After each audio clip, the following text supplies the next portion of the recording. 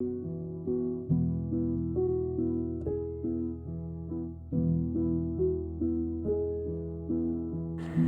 Friends, मैं हूं अर्जुन। जैसे कि आप देख रहे हैं water colour sketches, charcoal sketches और शॉर्ट टाइम में बनाए हुए मेरे स्केचेस हैं जो आप देख रहे हैं। तो इसमें हम कोशिश करते हैं एक सॉफ्ट पेस्टल से क्विक स्केच करने की, मतलब शॉर्ट टाइम में हम स्केच बनाएंगे। ये मेरे पास जो आप देख रहे हैं सॉफ्ट पेस्टल है, ड्राई पेस्टल है और ब्राउन कलर को मैंने चूज़ किया है ड्राइंग के लिए। तो आप कोई भी हल्का कलर्स यूज़ कर सकते हैं सिर्फ बेसिक ड्राइंग के लिए।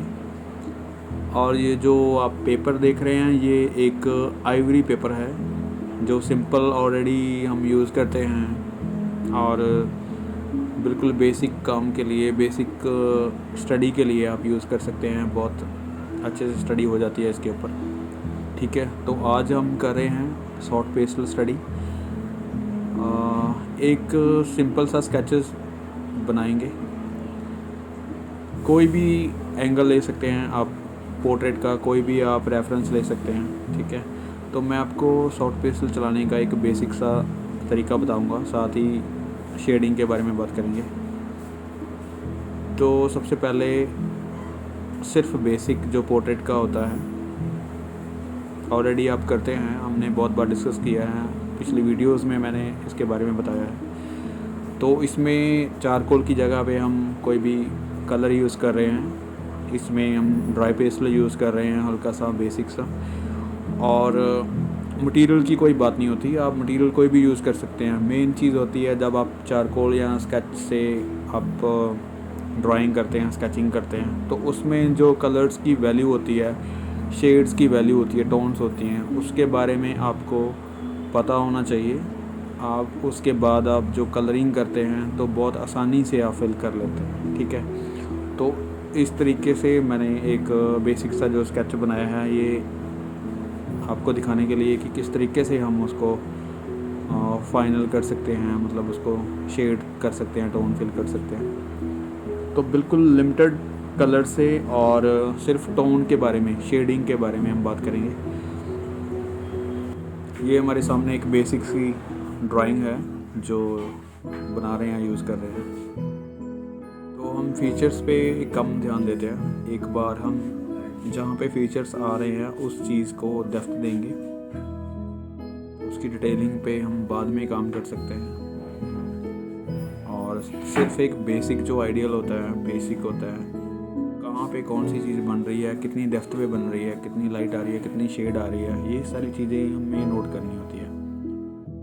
तो कोई भी काम करने से पहले आपको चीज़ों को आसान करना बहुत ज़रूरी होता है, क्योंकि हम अपने माइंड में बहुत ज़्यादा टफ़ चीज़ें ले लेते हैं, मतलब हम डिटेलिंग में चले जाते हैं। कौन सी चीज़ में शेडिंग कितनी है, टोन्स कितनी है, कलर्स कैसे लगाए हैं, स्ट्रोक कैसे हैं, तो ये सारी चीज़ें नोट करनी अच्छी बात है। लेकिन मेन जो चीज़ है वो ये होती है कि आप मुश्किल चीज़ों को कितना आसान कर पाते हैं। तो जितना आप आसान कर पाओगे उतना ही ज़्यादा आप उसमें स्टडी कर पाओगे, मतलब उसमें बेसिक्स आप कितना कैच करते हो।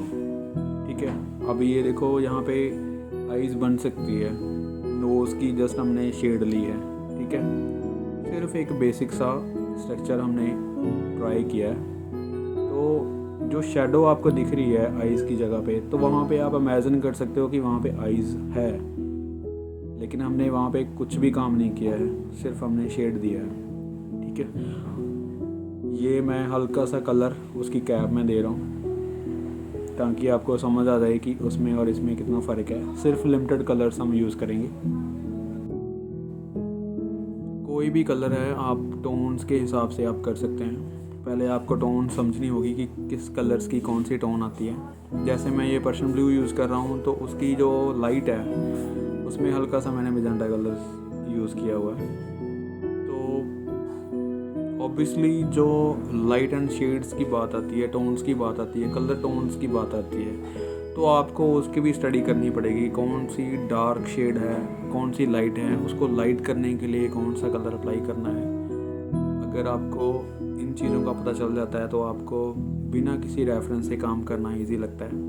आप चीज़ों को देखना स्टार्ट करो, आप कितना चीज़ों को देखते हो, ठीक है। आपके अंदर ऑब्जर्वेशंस ज़्यादा होनी चाहिए, किसी भी चीज़ को आप देखने का नज़रिया आपका चेंज हो उस तरीके से। मैं यही कहना चाहूँगा, जैसे मेरा एक्सपीरियंस है, आप कोई भी चीज़ अगर बनाते हैं, कोई भी स्केच बनाते हैं, कोई भी पेंटिंग बनाते हैं, उस पे काम करने से ज़्यादा आपको देखना ज़्यादा ज़रूरी है। जितना आप उस चीज़ को देखोगे, समझोगे, तभी आप उस चीज़ को बना पाओगे।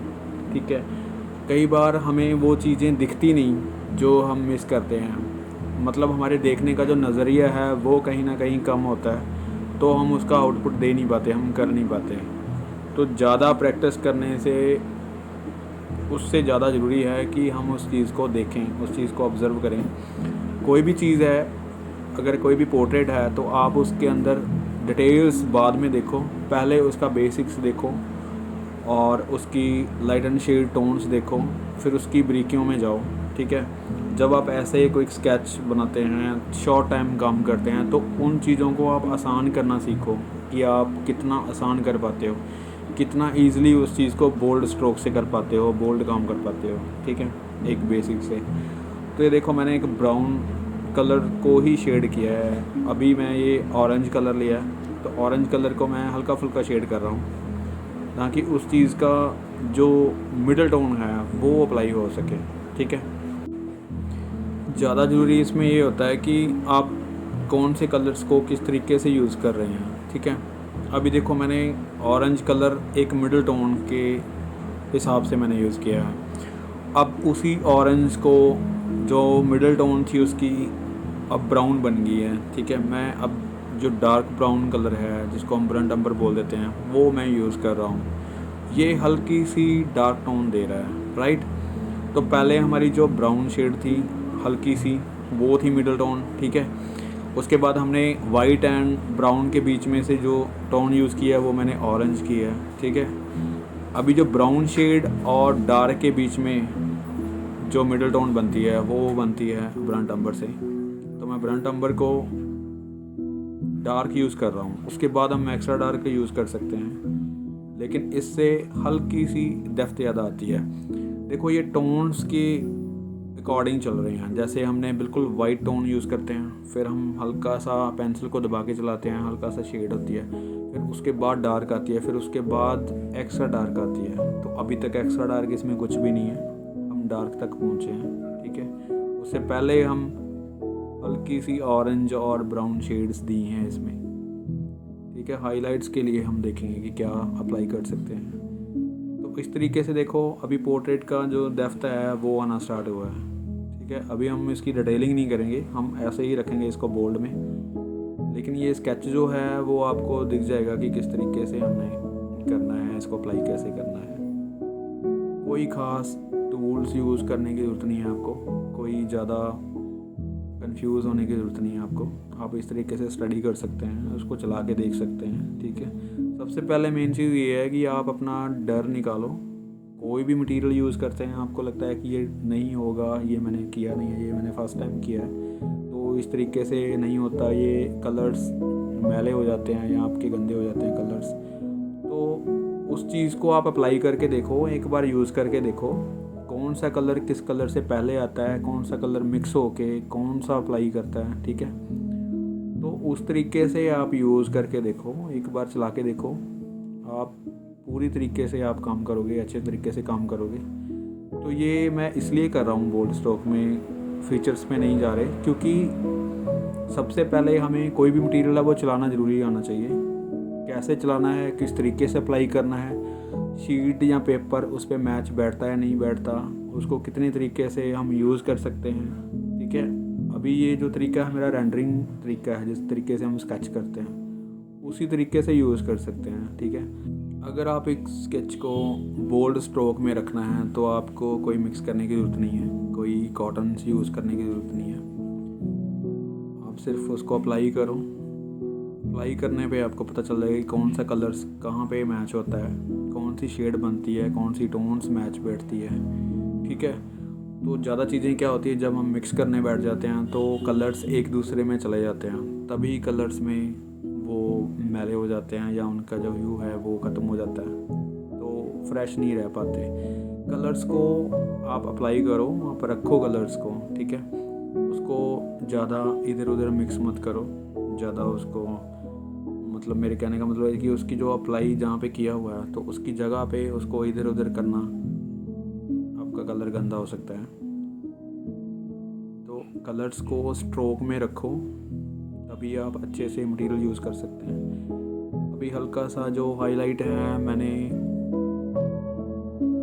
टिंट कलर है, फ्लैश टिंट जिसको बोलते हैं, वो यूज़ कर रहा हूँ। बिल्कुल हल्का सा हाईलाइट, अभी भी मैंने वाइट शीट, जो वाइट पेपर है वही छोड़ा हुआ है, ठीक है। हल्का सा अप्लाई कर सकते हैं। इसको देखो, अभी जो सॉफ्टनेस है वो अभी तक इसकी बनी हुई है, ठीक है। कोई भी एक्स्ट्रा टूल से काम करना मुझे लगता है ज़रूरत ही नहीं है।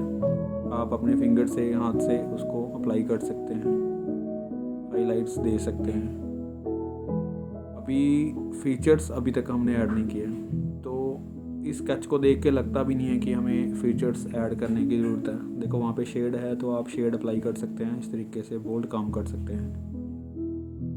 तो कोशिश करके देखो, इस तरीके से काम करना बहुत इजी लगेगा आपको।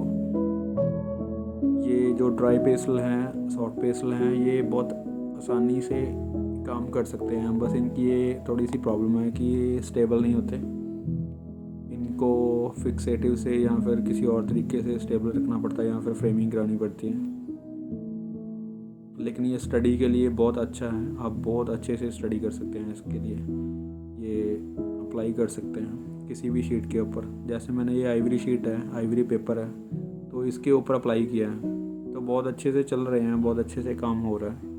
आप भी इस तरीके से काम करके देखो कि आपको किस तरीके से लगता है ये। होप सो मेरे ये बताने का तरीका और ये डेमो आपको पसंद आई होगी। Thank you so much for watching this video.